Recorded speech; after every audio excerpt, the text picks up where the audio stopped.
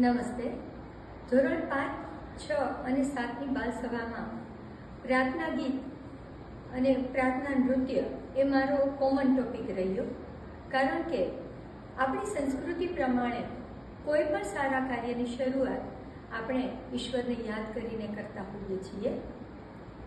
બાલસભા છે તેનો મુખ્ય હેતુ એક એવો પણ છે કે આપણે દરેકે દરેક વિદ્યાર્થીઓને તેમાં કોઈ ને કોઈ કૃતિમાં સામેલ કરવાના. ધોરણ 5માં નાટક માટે મેં એવા વિદ્યાર્થીઓ પસંદ કરેલા કે જેઓને સ્ટેજ પર ચડવા માટેના ચાન્સીસ ઓછા મળ્યા હોય, અને એ મારા માટે એક પડકારરૂપ બાબત હતી.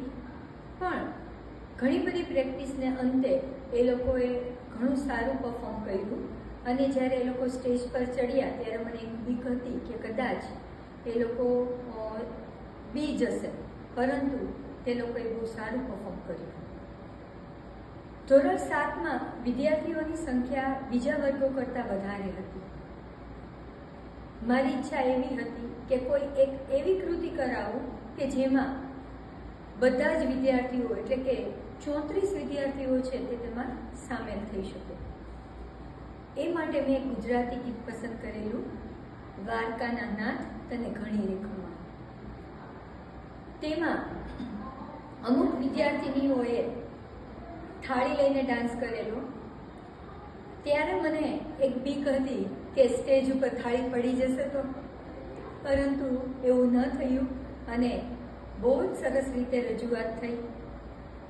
દરેક વિદ્યાર્થી, બોયઝ કે ગર્લ્સ, બધાએ બહુ સારું પરફોર્મ કર્યું. બોયઝમાં એવું થયું કે એ લોકોને સ્ટેપ શીખવાડવામાં થોડી વાર લાગી, પણ અમુક વિદ્યાર્થીઓની મદદથી તે બહુ સારી રીતે હું કરી શકી. અને જે સ્ટેપ્સ પસંદ કર્યા હતા એ પણ મેં ઇઝી કરેલા હતા, કારણ કે તે દરેક વિદ્યાર્થીઓ તો જ પરફોર્મ કરી શકે.